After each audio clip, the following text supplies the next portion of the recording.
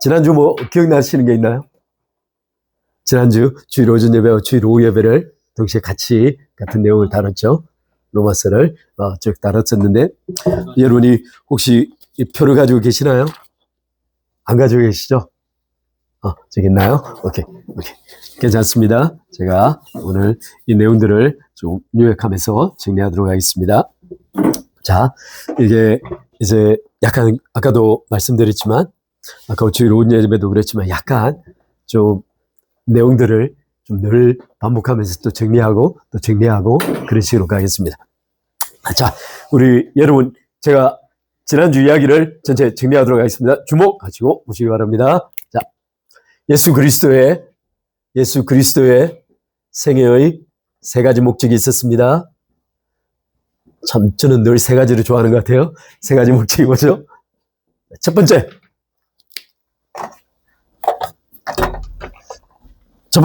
전혀 기억이 안 나시죠? 첫 번째, 세 가지 목적. 율법을 완성하는 겁니다. 어떻게 하신다고요? 율법을 완성한 산상수훈을 완성하신, 이건 하나님께서 의도하신 하나님의 형상을 가진 참 인간을 완성하시기 위함입니다. 자, 율법을 완성하시고 참 인간이 되시기 위한 한 가지 목적이 있습니다. 여기 중요한 목적이 있습니다. 이 어떤 의도일까요? 대표가 되시는 겁니다. 모든 인간의 대표가 되시는 겁니다. 다시 한번 이 모든 인간의 대표가 되시는 겁니다. 두 번째 있습니다. 두 번째, 예수 그리스도의 생애는 무엇을 보여주기 위함이죠? 산상수훈을 완성하셨죠? 율법을 완성하셨죠? 이거는 무엇을 보여주기 위함이다? 산상수훈이 완성되는 원리를 보여주기 위함이었어요. 다시 한번.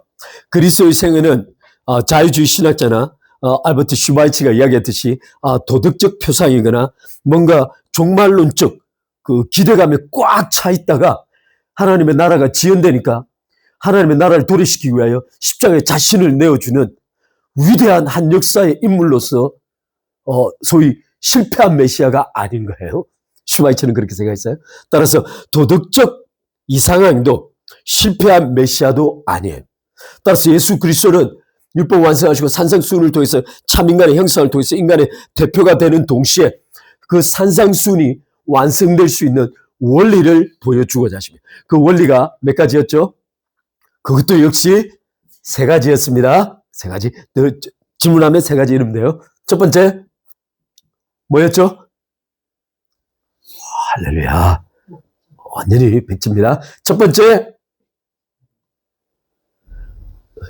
예수 그리스도께서 어떻게 잉태하셨죠? 성령으로 말미암아 잉태하셔서 동전여에게 나셨죠? 이 과정이 무엇을 위함이다? 죄 없음이에요. 그리스도는 죄 없음이 뿐만 아니라 죄를 모르시는 분으로 묘사되어 있어요. 하나님께서 죄 없으시고 죄 모르시는 분으로 죄를 삼으신 거예요. 그죠? 자, 죄 없어요. 두 번째, 그분은 어떤 생명을 가지고 계시다? 하나님의 생명을 가지고 있다. 완벽한 인간. 계속 하나님, 자, 죄 없으시고 하나님의 생명을 가지고 세 번째, 원래는 뭐 하시죠? 성령을 무한히 받으시다.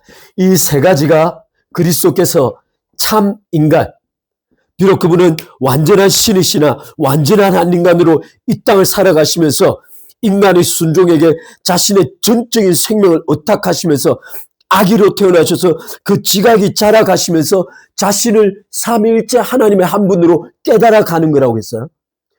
다시 한번. 그리스도께서는 한 아기로 나셨어요. 이사야의 말씀대로. 이 아기는 그야말로 백지 상태에서 나신 겁니다. 이분이 자라가면서 12살 때 성전에 올라가서 제사장들과 논의하다가 제사장들이 깜짝 놀래죠. 이런 지식이 어디서부터 오지? 라는 이 말. 그리고 또 하나, 어머니에게 내가 아버지의 집에 있어야 할 것이 아니니까 했을 때 부모님이 이해를 못하는 거죠. 그렇다면 12살이 됐을 때 이미 그리스도께서는 뭔가 아시기 시작했다는 거예요. 아시기 시작한 거예요. 따라서 이 그리스도는 지난번에 했죠. 삼위일체 지식은 인간에게 존재하는 지식이 아니라고. 신학자들은 심지어 유일신조차도 도저히 성경에 기록된 유일신조차도 못 받아들여서 성경이 BC 1400년경에 기록된 게 아니라고 보고 BC 400~500년경에 후세가 기록했을 거라고 추정할 만큼 소위 유일신론 자체도 기가 막힌데, 한 인간이, 그것도 갈릴리 나사렛에서 유대 지도자들이 말하기를 저가 배운 바가 없는데 저것을 어떻게 아냐고 말했던 인물이 바로 예수 그리스도다. 그들이 보기에는 일자 무식인 거예요. 해당해서 글자는 알 수 있고 배울 수 있었으나 그들이 봤을 때는 도저히 학식이 없는 자 예수 그리스도께서 올라오셔서 온 예루살렘을 하나님의 진리로 뒤집어 놓는 거예요. 율법을 산상수훈으로 재해석했을 때 사람들이 맨 마지막에 말하죠. 저 권세가 자기 서기관들과 바리새인들과는 다르더라는 거예요. 그 안에서 예수 그리스도 안에서 아주 특별한 뭔가를 보고 있다는 뜻이에요. 따라서 이것이 가능했던 한 아기가 그러한 존재로서의 완전한 성장과 완전한 자기 정체성을 갖기까지 모두가 다 누가 하신 일이다? 성령께서 하신. 따라서 그리스도께서는 한 인간의 순종에게 전적으로 어떻게 했어요? 자신을 어디에게 맡기셨다? 성령께 전적으로 맡기신 거예요. 그분은 하나님의 성자 하나님 자신으로서 자기를 비워 종의 형체를 가지고 인간이 되어오실 때 인간이 내쉬는 그 결정의 그 순간부터 성령 하나님께 자신을 완벽하게 의탁하신 거예요. 그래서 그분은 태어날 때부터 돌아가시고 부활하여 성취할 모든 가정 속에 계신 거예요. 심지어 요한계시록에 그 7명이 나오냐 보자로부터.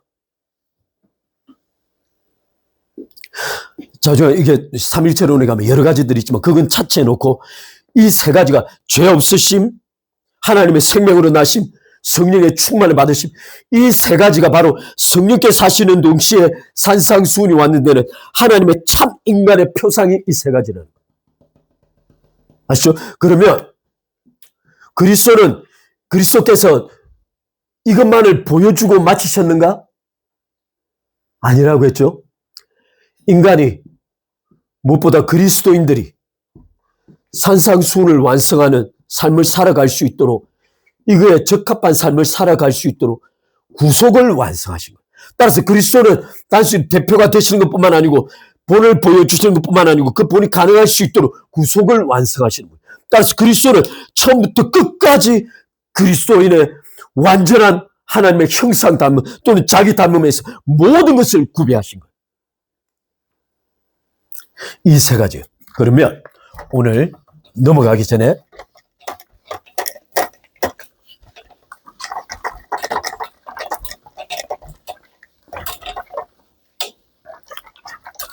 자, 이거 두 가지만 하고 넘어갑시다. 이걸 아무리 자료를 쳐다봐도 자료가 없어서. 첫 번째,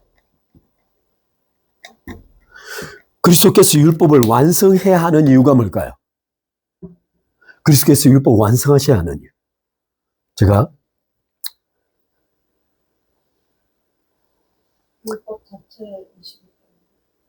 율법 자체이시기 때문에. 할렐루야, 그건 존재적인 문제죠. 오케이.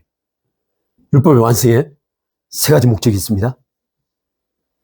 물론 무조건 333이에요. 333입니다. 자, 첫 번째. 아까 율법을 완성하시고 참 인간이 되심으로 실패한 모든 인간 속에 대표가 되시기 위함이에요. 두 번째, 이건 특별한 목적인데 히브리서에 가면 그리스도께서 고난을 통하여 구원의 주로 온전케 되셨다고 말할 수 있어요. 이 말인즉슨 그리스도께서는 하나님의 제물로서의 자격을 입증하시는 겁니다. 이게 히브리서 10장에 하나님께서 한 몸을 예비하시다. 모든 제사를 기뻐하지 하시고 자기 한 몸을 예비하시다. 따라 이 몸의 제사적 거룩함과 흠없음을 입증하는 일련의 과정인 거예요. 그 다음에 첫 번째, 대표성이 되시고 자신이 온 인류를 위하여 하나님 앞에 한몫 제물로 드릴 제물로서의 흠없음을 입증하는 동시에 세 번째 목적이 또 있어요. 그리스도께서 율법을 완성하신 그 목적은 율법의 의를 완성하심으로 이 의를 자신이 구속하신 인간에게 증가시키기 위함이에요. 따라서 율법은 이 세 가지 목적들 때문에 반드시 완성되어야 합니다. 대표가 되시고 나가서 제물로서 자격을 입증하시고 또 더 나아가서 율법의 의를 완성하심으로 자기를 믿는 자들에게 그 의를 증가시키기 위함입니다. 그런데 동시에 율법은 반드시 마침이 되어야 돼. 마침은 많은 사람들이 이 부분 때문에 두려워한다 그랬어요. 율법의 종료를 어떻게 볼 것인가에 대한 문제. 그런데 로마서와 갈라디아서 전체를 정리하면 율법은 종료되어야 해요. 이건 또 다른 문제이긴 복잡한 문제니까 그건 다시 논할게요. 율법이 종료돼요. 그럼 율법이 종료되어야 하는 이유는 몇 가지일까요? 두 가지. 속았죠? 실제 율법이 종료되어야 하는 이유는 너무 많기 때문에 두 가지로 정리하는 거예요. 율법의 마침이 반드시 와야 하는 이유가 있어요. 자, 첫 번째. 여러분 지금까지 제 스코 굉장히 많이 들었기 때문에 여러분 한 가지 여러분 추정해 봅시다. 이유가 뭘까요? 첫 번째. 끊임없는 죄를 기계적으로 이제 많이 이해하는 거예요? 이제 그 문제를 좀 다양하게 다시 풀어봅시다. 그 문제를 보다 더 근본적으로 계속 끌어가면 우리 같이 로마서 7장 한번 봅시다. 로마서 7장 한번 볼까요?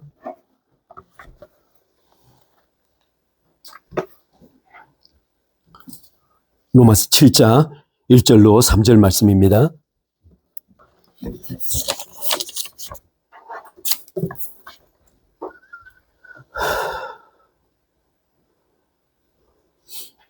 찾으셨나요?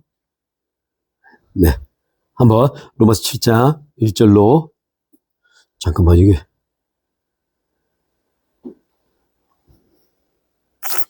이 프로그램이 갑자기 중단됐어요. 이게 왜 안 되지? 제가 읽어드리겠습니다. 형제들아 내가 법 아는 자들에게 말하노니 너희는 그 법이 사람이 살 동안에만 그를 주관하는 줄을 알지 못하느니 법과 사람의 생명에는 상호 연관성이 있다는 거예요. 지금 7장 1절은 법과 살아있는 동안에 연관성이 있다는 거예요. 바꿔 말하면 두 번째 바울이 말하면서 2절에서 말하면 남편 있는 여인이 그의 남편 생전에는 법으로 그에게 매인받되나 만일 남편이 죽으면 남편의 법에서 벗어나느냐.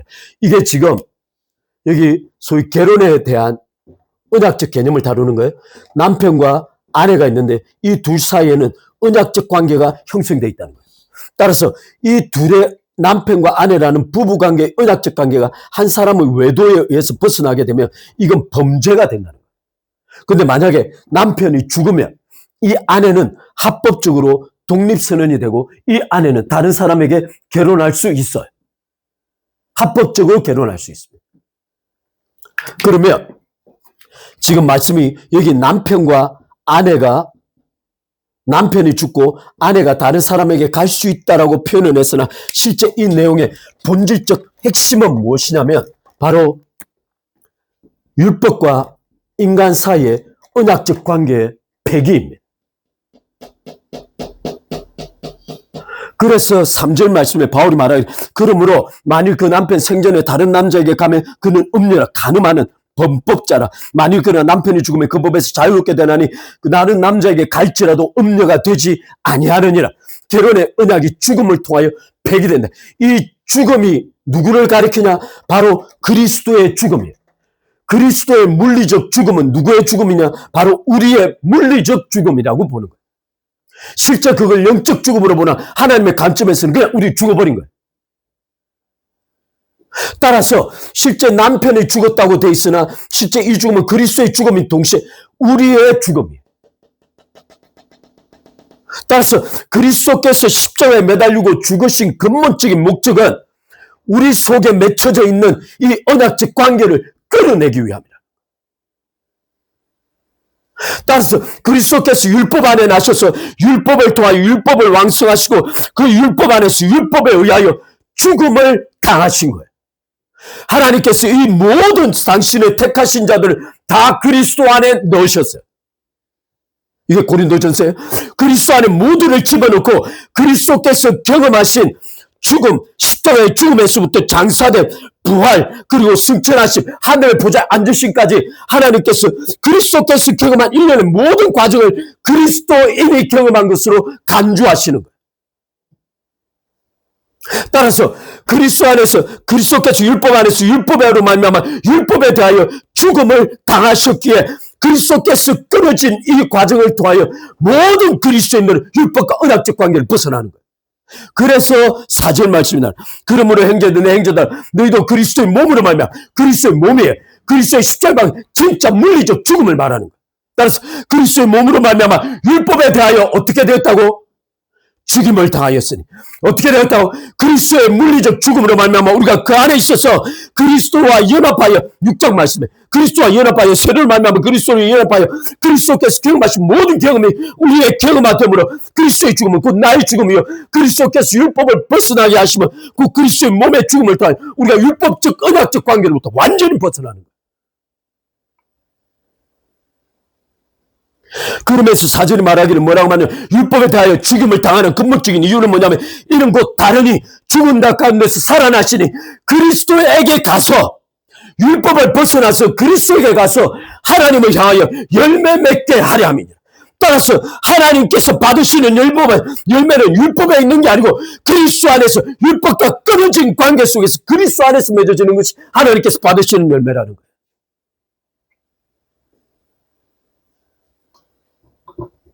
그러면서 5절, 6절을 계속 바울이 끌어가고 있는 거예요. 바울이 5절과 우리가 육신에 있을 때는 율법으로 말미암아 죄의 정욕이 우리 지체 중에 역사하여 우리로 사망을 위하여 열매 맺게. 바로 그래서 바울은 왜 언약적 관계의 파기가 필요한지를 5절에서 다시 반복하고 있는 거예요. 이게 원인이 뭐다? 여기 원인이 뭐다? 왜 우리는 율법에 대하여 언약적 관계를 벗어나니까 이유가 몇 가지일까요? 세 가지. 왜 우리는 율법과 언약적 관계가 폐기되어야 하는가? 첫 번째. 율법은, 이게 로마서 10장이에요.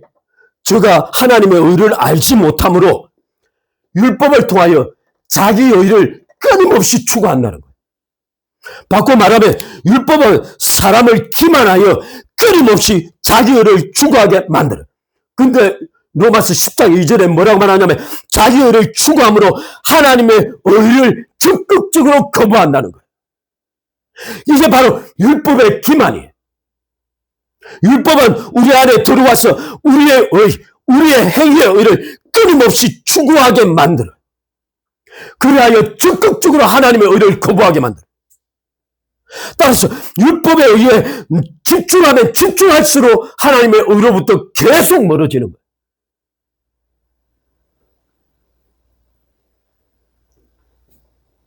이것이 로마서 10장 1절로 2절부터 나와서 나중에 7절까지 이르어지는 말씀이에요. 따라서 율법의 첫 번째 언약적 파기가 요구되는 이유는 율법이 사람들을 기만하여 자기 의를 추구하게 만들고 자기 의를 추구하게 만들고 정작 하나님의 의이신 그리스도를 적극적으로 거부하게 만들기 때문이에요. 두 번째 있어요. 두 번째, 율법으로부터 죽임을 당하는 근본적인 이유는 여러분 놀라요. 이게 바로 로마 7장이에요. 죄를 굶겨 죽이기 위해서예요. 죄를 굶겨 죽이기 위해서예요. 이게 바로 율법의 역기능이에요. 율법이 들어오면 누가 기회를 틈탄다고?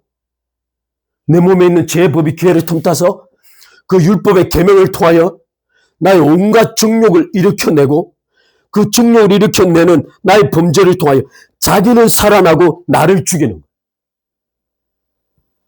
따라서 죄의 법, 내 몸에 있는 지체에 있는 죄의 법이 무엇을 먹이로 사용하냐면 바로 율법이, 바로 그 율법에 의해 자극된 나의 자기 의의 욕구가 죄의 법의 먹이라는 거예요.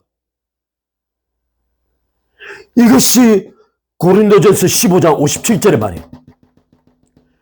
사망이에요. 내 쏘는 것은 뭐요? 죄요. 죄의 능력은 어디에 있다고? 율법에 있다고. The power of sin is the law. 세 번째, 왜 율법에 대한 언약적 파기가 필요할까요? 이건 두 번째 내용과 관련되어 있어요. 율법의 저주에서 구원하시기 위해서요. 여러분, 이 율법의 저주에서 구원하는 건 굉장히 중요한 일이에요. 율법의 저주에서 벗어나는 건 굉장히 중요한 일입니다. 아까 지난번에 율법은 어떻게 움직인다? 기계적으로 움직인다. 기계적으로 움직인다. 이 사람이 그리스도인인지 아닌지 가리지 않아. 그냥 율법은 문자로 눈이 가려져 있어. 자기 안에 들어오면 무조건 지배를 시작해. 무조건 지배를 시작. 따라서 율법은 자기 안에 누가 들어오는지 상관없어. 들어오는 순간부터. 그래서 바울은 갈라디아에서 끊임없이 율법으로 돌아가려고 하는 그리스도인의 어리석음을 돌아갈 수 있기 때문에. 따라서 율법은 기계적으로만 로마서 4장의 핵심 요체, 갈라디아서 3장 4장의 핵심 내용이 무엇이냐면 율법은 반드시 하나님의 진노를 불러온다. 이 하나님의 진노를 불러오는 건 율법의 예외적인 경우 때문에 하나님의 진노가 오는 게 아니고 그냥 율법이 들어서면 진노가 와요. 율법이 들어서면 저주가 와요. 율법 아래 가면 그냥 그리스도로부터 은혜로부터 끊어지고 율법이 작동하기 시작하는 거예요. 따라서 율법이 가진 가장 심각한 문제는 그냥 하나님의 진노와 저주를 불러옵니다. 이게 어떻게 되냐면 바로 아까 갈라디아서 로마서 2장과 4장에 대해서 바울이 논증하는 바가 무엇이냐면 율법을 파괴하게 되면 네가 받은 언약 무효화돼. 네가 받은 할례 무효화돼. 너는 바로 하나님의 진노 아래로 들어간다. 따라서 언약과 할례 파기는 네가 하나님의 아브라함의 약속되어진 그 약속을 받을 수 있는 후사, 소위 상속자로서의 자격을 박탈시켜버려. 근데 하나님께서 아브라함에게 무엇을 약속하셨느냐? 바로 성령을 약속하신 거예요. 따라서 율법이 들어서게 되면 어떤 자격을 박탈해버리냐? 성령을 받을 수 있는 후사의 자격을 박탈해버리는 거예요. 따라서 아까 그리스도께서 보여주신 세 가지 원리, 하나님의 죄 없음, 하나님의 생명을 가진, 그리고 성령을 통하여 동행하는 이것이 필연적 조건인데 그런 남과 동행할 수 있는 조건을 율법이 파기시켜버리는 거예요. 그래서 그리스도는 율법을 대면하면 끊임없는 악순환을 돌아가 사는 거예요. 나는 왜 이럴까? 나는 왜 이럴까? 나는 왜 이럴까? 나는 왜 이럴까? 이러다가 죽는 거예요. 따라서 로마서 7장에 왜 다 6장에서 그리스도인의 죽음이 완전히 완료되고 죄에 대하여 죽고 나의 자아가 죽고 죄가 무력화되는 것들을 6장에 다 기록해놨는데 왜 다시 7장이 언급되어 있을까? 바로 그 점이 오라 나를 공부한 자로나 이 사망의 몸에 대한 문제라는 거예요. 구원과 상관없이 율법으로 돌아가면 기회적으로 작동하는 율법을 끊임없이 바라보고 있는 자신에 대한 문제라는 거예요. 하나님의 첫 대처 방법이 뭐다? 7장 1절로부터 4절까지 그리스도께서 우리를 안고 그 몸으로 십자가에 죽으심으로 율법과 우리 사이에 맺어져 있는 언약 관계 자체를 파기시켜버리는 거예요.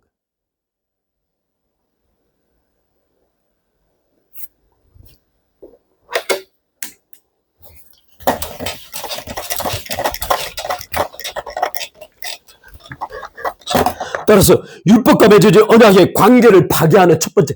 그러면 왜 파괴할까요? 그리스도께서 파괴하실 때는 이유가 있잖아요. 왜 파괴하신다? 아까 7장 4절에 그리스도께로 가서 하나님께 열매 맺게 하려 합니다. 우리가 그리스도께로 가서 하나님께 열매 맺게 하려 합니다. 바꿔 말하면 하나님께 열매 맺는 삶은 율법을 통한 자기 의에 있지 않아요. 그건 애당초 불가능해요. 그래서 6절 말씀에 뭐라고 말씀하시죠? 6절 말씀. 여기 보면 이전에 우리가 얽매였던 것, 곧 슬레이버, 우리를 노예로 삼았던 것이 뭐냐? 바로 갈라디아에서 말한 우리를 끊임없이 노예 삼는 게 율법이에요. 따라서 우리 얽매였던 것, 율법으로부터 벗어났으니 곧 having died to that, 그에 대하여 죽었다는 거예요. By which we were bound, 우리가 묶였던 것에 대하여 죽었다는 거예요. 그래서 so that 목적이 뭐냐? We serve, 우리가 섬길 수 있게 된다는 거예요. 드디어 하나님을 섬길 수 있게 된다는 거예요. 드디어 인간이 아까 로마서 1장 2장 3장에서 바울이 온 인류가 저 아래 있다고 딱 선포해놓고 드디어 하나님을 숨길 수 있게 되었다라고 선포하는 것이 바로 이거죠. 왜냐하면 말하기를 in the newness of the spirit, 성령의 in the newness, 새로운 길이 열렸다는 거예요. 성령으로 말미암아. 뭐가 폐기되고 and not in oldness of the law, 율법의 옛 길이 폐기되어지고 성령의 새 길이 열렸다. 바로 그리스도의 몸으로 죽으심은 무엇을 위함이다? 성령의 새 길을 열기 위함.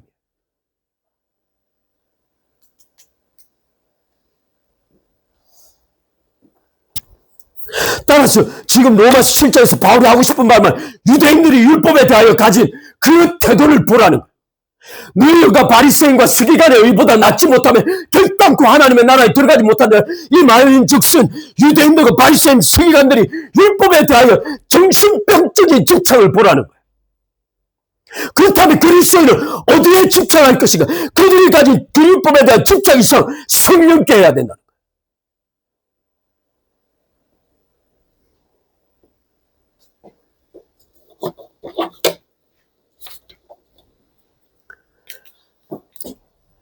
8장 3절 4절도 똑같이 되어 있죠. 뭐라고 기록되어 있냐면 2절에 보면 For the law of the spirit of life in Christ Jesus, 예수 그리스도 안에서 생명의 성령의 법이, 생명의 성령의 법이, 그죠? 이 법이 여기 지금 성령을 그냥 바울이 성령이라고 말하지 않고 성령의 법이라고 말하고 있어요.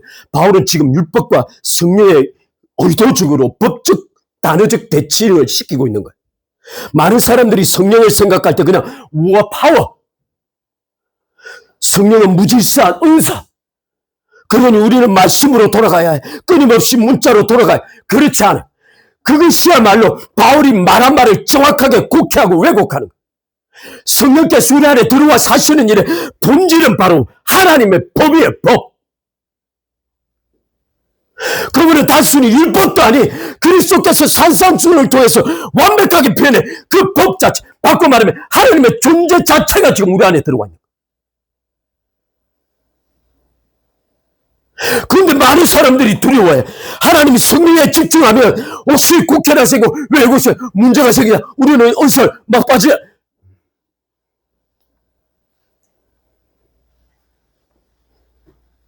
그러지 않아요?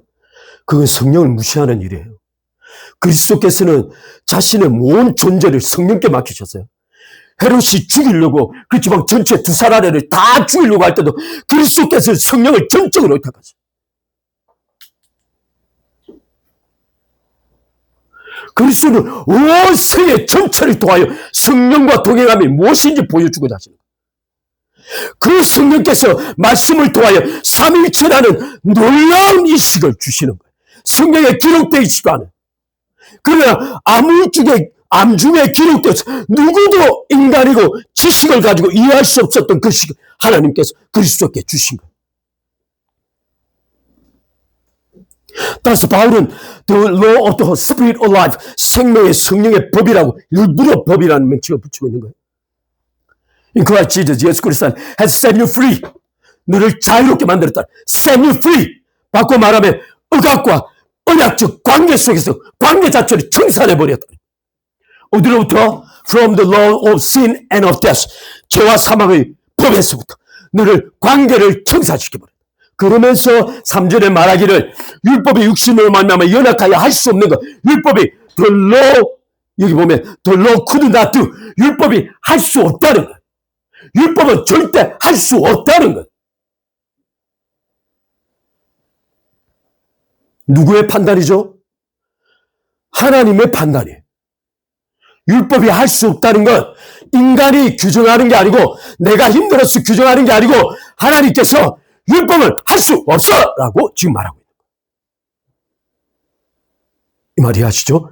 율법은 하나님께서 그렇게 판단해요. 율법이 연약한 이유가 뭐냐면 weak as he was through the flesh. 내 육신이 연약함으로 말미암아 율법을 무력화시키는 것. 내 육신이 율법을 무력화시키는 것. 바꿔 말하면 율법은 내 육신에 의해서 무력화되는 존재. 그래서 말하기를 하나님이 하시나니, 하나님이 나시나니, God did it. 하나님께서 지금부터 하시겠다는 뜻이에요. 왜 여기서 과거 동사를 사용했어요? 하나님께서 하셨다는 거예요. 첫 번째 그리스도 안에서, 두 번째 성령을 이미 우리 안에 주셨다는 거예요. 이걸 잊지 말으셔야 합니다. 따라서 율법의 완성, 율법의 폐기에 대한 종료에 대한 근본적인 목적은 이런 하나님의 위대한 계획이 계신 거예요. 누구에게로 가라고? 그리스도께로 간다. 누구와 동행한다고? 성령과 동행한다. 왜 성령을 생명의 성령의 법이라고 부른다고? 율법과 대조하기 위하여. 착각하지 말라는 거예요. 성령과 동행하는 것이 우리 존재적 목적이에요. 그분은 하나님 자신이 있어요. 그래서 고린도전서에 말해 사람의 일을 그 영 외에는 누가 알리요? 그러나 하나님의 가장 깊은 것일지라도 성령께서 통달하시는 그분께서 지금 우리 안에 들어와 계십니다. 목적이 뭐죠? 하나님의 가장 깊은 우리 삶에 대한 목적을 성취해 가기 위해서.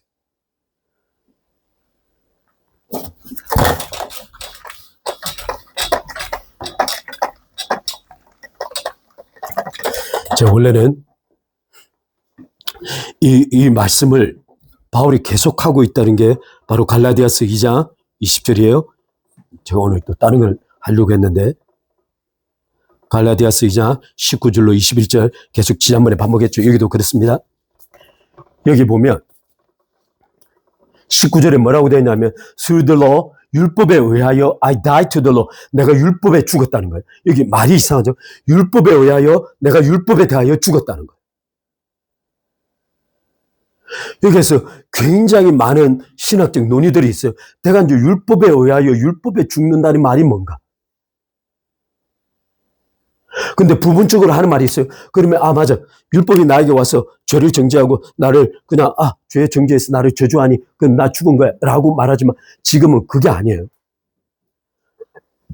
왜냐하면 내가 예를 들어 제가 율법 아래 있으면서 제가 죽었잖아요.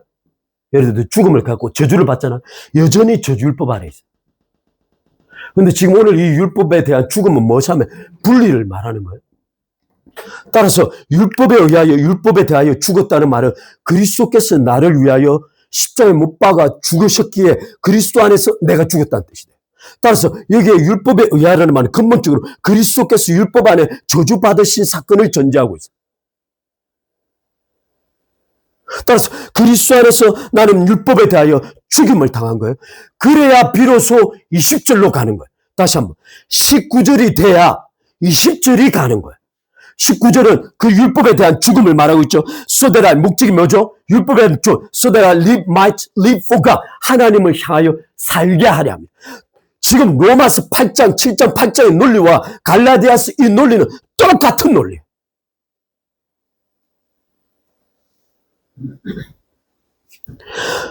바울의 생각은 많은 사람들이 이해하듯이 너무 어려워서 이해할 수 없는 게 아니에요. 바울은 아주 명쾌하게 말하고 있는. 그러면서 19절이 끝나야 20절에 뭐냐? 내가 그리스도와 함께 십자가에 못 박힌. 이게 아까 스루들로 율법을 통해 내가 죽은 거예요. 그리스도와 함께 내가 십자가에 못 박힌 거예요. 그런즉 이제는 내가 사는 것이 아니요 더 이상 no longer I who live. 내가 사는 것이 아니요 오직 내 안에 그리스도께서 사시는 것이라. 이제 내가 육체 가운데 사는 것은 나를 사랑 나를 위하여 자기를 버리신 하나님의 아들을 믿는 믿음 안에 사는 것이. 그러면 율법에 대하여 죽임을 당한 자가 그리스도 안에서 어떻게 살아가는가? 두 가지 방식을 말하고. 첫 번째, 그리스도께서 그리스도의 생명을 내 안에 살아가시는 거예요. 다시 한번. 그리스도께서 그리스도의 생명을 내 안에서 살아가시는 거예요. 그러면서 바울이 말하는 더 이상 내가 사는 것이 아니라고 나를 부정했어요. 내가 no longer I, 더 이상 내가 아니기에. 그러면 내 안에서 실제 살아가는 주체는 그리스도시라는 거예요. 그런데 두 번째, 내가 육체 가운데 다시 사는 것은이라고 말하고 있어요. 그럼 내가 육체 가운데 사는 건 어떤 것을 하냐? 그리스도를 믿는 믿음으로 산다는 거예요. 따라서 이 그리스도를 믿는 믿음의 본질은 그리스도의 모든 것, 복음을 포함하는 거예요. 여기에는 굉장히 많은 설명이 가지만 그냥 자체하고 갑시다. 어찌됐든 여기 19절과 20절은 흐름상 시간적 순수가 분명하게 명기되어 있다는 거예요. 그걸 잊지 말으셔야 합니다. 그래서 21절에 다시 강조합니다. 강조하기를 I do not nullify the grace of God. 하나님의 은혜를 폐하지 아니한다. nullify, 법적으로 폐하다. 법을 제거해버리다. nullify, 폐기해버리다. 이런 뜻을 가지고 있어. 따라서 하나님의 은혜를 내가 폐기할 수 없다는, 폐기하지 않는다. For if righteousness comes through the law, 만약 의롭게 되는 것이, 칭이 아까 의롭게 되는 것이 율법으로 말미암았으면 그리스도께서 헛되이 죽으셨느냐. 따라서 그리스도 안에 거하는 것과 율법 안에 거하는 것은 같이 공존할 수 없는 거예요.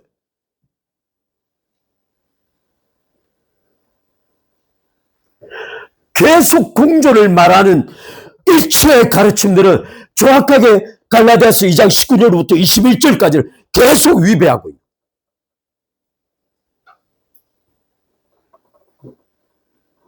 거예요.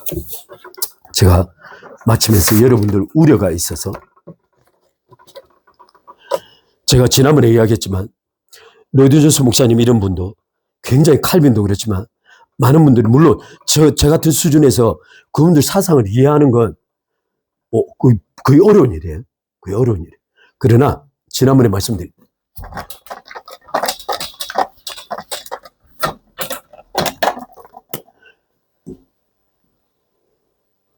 이거 너무 다들 주무셔서 제가 주무셔서 이게 반율법주의 안티노미아니즘 제가 지난번에 그랬죠. 안티노미아니즘이 뭐라고? 율법 폐기론자들. 이들이 소위 말하는 게 율법 폐기론자들이에요. 근데 제가 한번 물어봅시다. 지금까지 로마서와 갈라디아서를 쭉 들으면서 바울은 율법 폐기론자일까요? 아닐까요? 어떤 의미에서 아닐까요?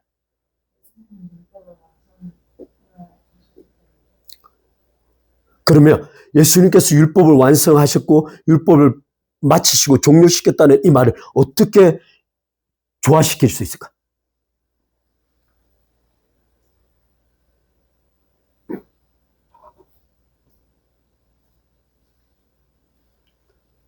우리 전현숙 권사님 졸려가지고 지금 눈이 반쯤 가겠습니다. 율법이 있었고 유대인들이 그걸 정신병처럼 집행했기 때문에 완성이 됐었어. 주여.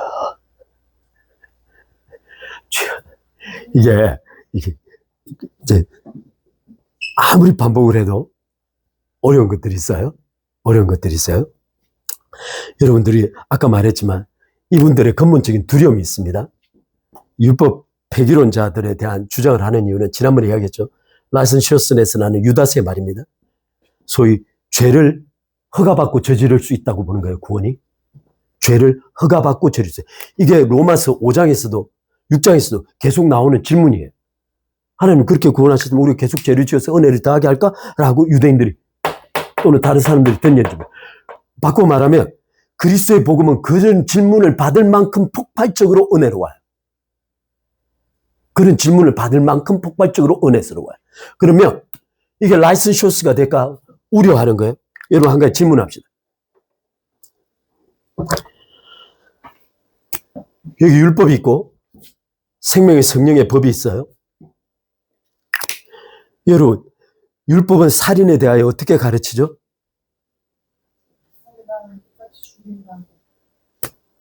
살인하면 이는 이로 눈은 눈으로 그냥 살인이에요.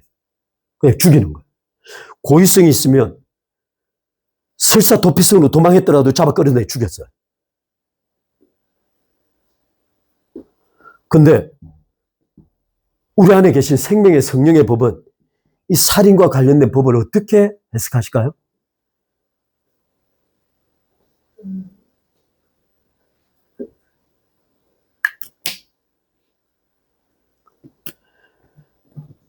옛사람에게 말한 바 너희는 살인하지 말라는 말을 들었으나 나는 너희에게 이르노니 형제에게 노하는 자마다 심판을 받게 되고 나가로 하는 자는 공회에 잡히게 되고 미련한 놈이라고 하는 자는 지옥불에 들어가게 됩니다. 우리 안에 계시는 성령께서 법을 해석하시는 방식이에요. 예수 그리스도는 철저하게 성령의 계시 아래 있다. 이게 율법의 본질이에요. 원래 율법의 모습이 이거예요. 그런데 유대인들이 악함으로, 완악함으로 살인의 한계를 지어놓은 거예요. 유대인들은 이 율법을 전부로 알았어요. 그런데 성령으로 충만하신 예수 그리스도께서 이 율법을 원천 모습으로 회복시켜 놓은 거예요. 그게 바로 옛사람에게 말한 바 나는 너희에게 이르노니 형제에 대하여 노하는 자마다 심판을 받게 되고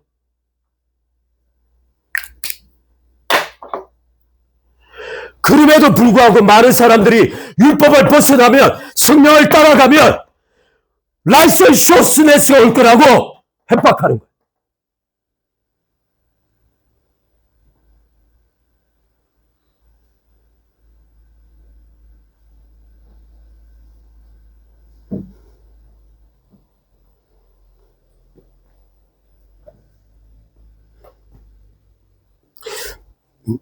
마치는데 여러분 드라마 많이 보시죠?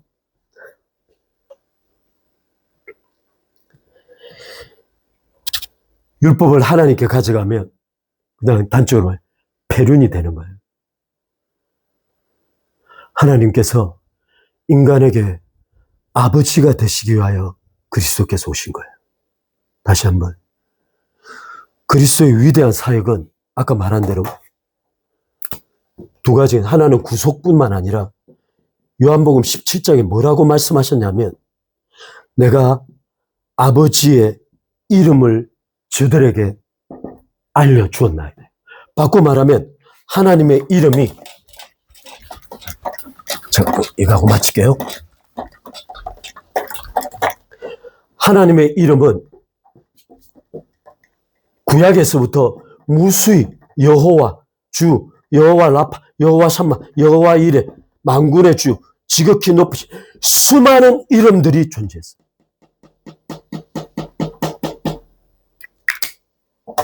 근데 이 하나님의 영원 안에서의 이름은 영원 안에, 창조되기 전에 영원 안에 이 이름이 바로 The Father. 바로 이 The Father의 이름을 예수 그리스도께서 마태복음 전체를 통하여 너희 아버지, 너희 아버지, 너희 아버지, 너희 아버지, 요한복음을 통해서 끊임없이 내 아버지, 내 아버지, 내 아버지, 에베소서 1장에서 1장 1절로 2절에 3절에서 우리 주 예수 그리스도께서 아버지께서 이제는 우리의 아버지가 되셨다고 말하는 거예요. 따라서 인류 전체 역사는 예수 그리스도의 아버지 더 파더께서 역사를 통하여 our father가 되는 거예요.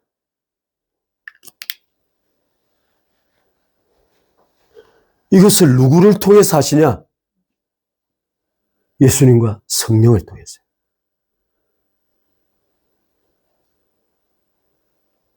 그 성령께서 우리 안에 거하시려고 그리스도를 십자가에 내어주신 거예요.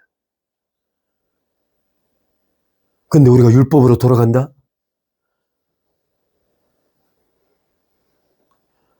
하나님께서 목적하신 The Father를 부인하겠다는 뜻이에요.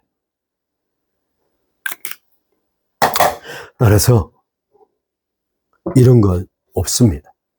이건 기독교가 아닙니다.